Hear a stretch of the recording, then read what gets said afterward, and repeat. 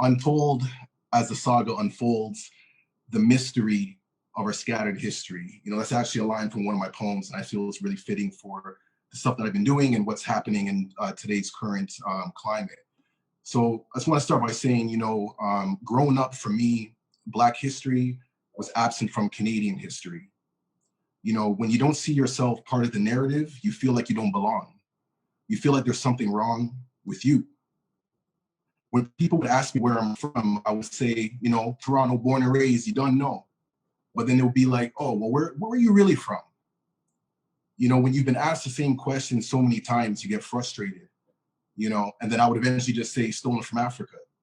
And oftentimes that would just shut them up because deep down inside, they know that something's not right and something needs to be fixed. Having your existence consistently in question leads to frustrations.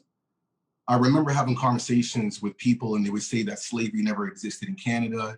We got it good here. Why rock the boat? You're creating segregation. Malcolm X, Martin Luther King. These are American histories. Like, what does that have to do with us? But something within me kept seeking truth. My heart's desire has always been focused on unity, but we can't get unity without understanding. So to constantly having to explain your pain, your existence, it does something to the mind, it does something to the body, and it does something to the soul.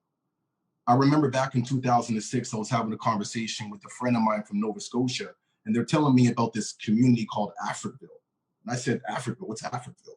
It's like, oh, you don't know this community that goes back to the 1700s in Nova Scotia. It's later on destroyed by the government in the late 60s. And I was like, what? I never heard about this. And he's like, yeah, Africville even had their own schools. There was like the Colored Hockey League. Even in Nova Scotia, there's so much history. I mean, the Bank of Nova Scotia is the first established bank in Jamaica. And she just kept going on and on, telling me all this stuff. And I was like, you know what? I got to get out there. I have to see what's going on in Africville. At the time, I was a student at the University of Toronto. And I used some of my OSAP money to just fly out there because the calling was so strong. I had to go out there and figure out what was going on. So being out there and experiencing so much culture, talking with descendants of Africville, hearing their story, their narrative, I was so empowered to even just do a documentary. You can actually check it online, Stolen from Africville, and experiencing so much history out there just really empowered me. I can honestly say that I found my calling. I can honestly say that I felt that I belonged. And most importantly, for the first time in my life, I felt Canadian. So many voices and communities have been erased, a form of memory genocide at the hands of anti-Black racism and other forms of oppression right here in Canada. It's also worth mentioning that that Africville that includes descendants of the Underground Railroad. Now, knowing the history of Africville, it kind of changes the fairy tale ending of freedom that we all love so dearly. Needless to say, I came back to Toronto with a fire in me, and I've been on a mission ever since, creating systemic change and social change. When we amplify voices, we amplify communities. And I just want to know who's down the road.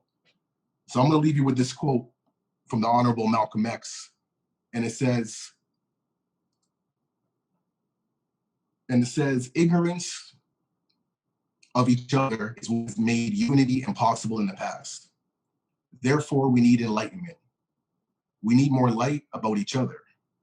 Light creates understanding. Understanding creates love. Love creates patience. And patience creates unity. Thank you.